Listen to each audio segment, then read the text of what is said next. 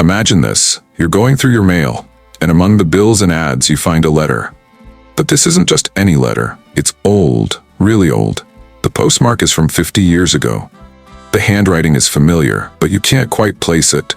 You open it, and what you read changes everything you thought you knew about your family. This isn't a scene from a movie. This is a true story. Today we're diving into The Letter That Arrived 50 Years Late, a tale of mystery, love, and the power of the written word. By the end of this video, you'll see how a single piece of paper can rewrite a family's history and remind us of the connections that bind us across time. So, grab a cup of tea, get comfortable, and let's uncover this incredible story together. Our story begins in a small, quiet town in the Midwest. Sarah, a 35-year-old mother of two, was sorting through her mail one afternoon when she noticed something unusual. Among the usual stack of bills and flyers was an old, yellowed envelope. The postmark was faded but still legible, 1973. At first, Sarah thought it was a mistake, maybe a prank or a misdelivered piece of mail. But when she turned it over, her heart skipped a beat. The return address was her grandmother's house, and the handwriting was unmistakably her grandmother's. Her grandmother had passed away 20 years ago. With trembling hands, Sarah opened the envelope. Inside was a single sheet of paper, covered in her grandmother's elegant cursive. The letter was addressed to Sarah's mother, who had also passed away a decade earlier. As Sarah read the letter, tears filled her eyes. It was a heartfelt message from her grandmother, written just weeks before she died. In it, she revealed a family's secret, one that had been buried for decades. The letter spoke of a love affair, a child given up for adoption, and a promise to one day reunite the family. But for reasons unknown, the letter was never delivered. Until now.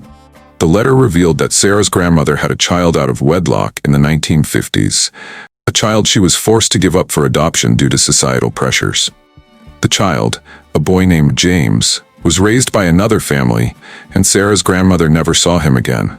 But the letter didn't end there. It included a plea to Sarah's mother. If you're reading this, please find him. Tell him I never stopped thinking about him. Tell him I'm sorry. For Sarah, this was a revelation. She had always known her grandmother as a strong, stoic woman. But this letter painted a different picture, one of love, loss, and regret.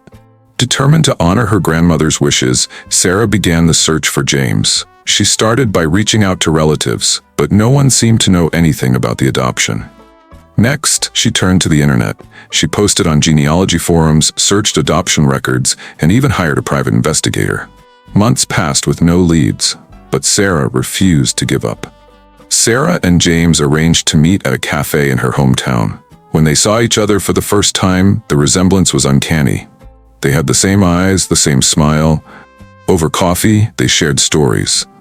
James about his life growing up, and Sarah about their grandmother and the letter that brought them together. It was an emotional meeting, filled with tears, laughter, and a sense of closure.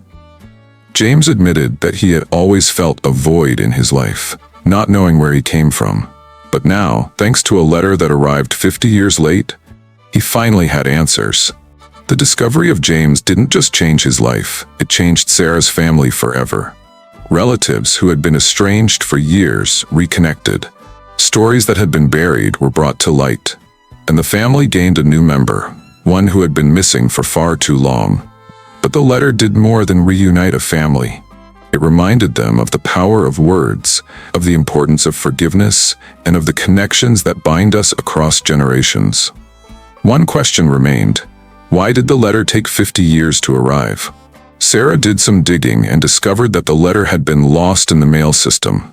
It had been stuck in an old postal facility, forgotten for decades, until a renovation uncovered it. The postal service, not knowing what else to do, delivered it to the address on the envelope, Sarah's house. It was a twist of fate, a stroke of luck, or perhaps something more.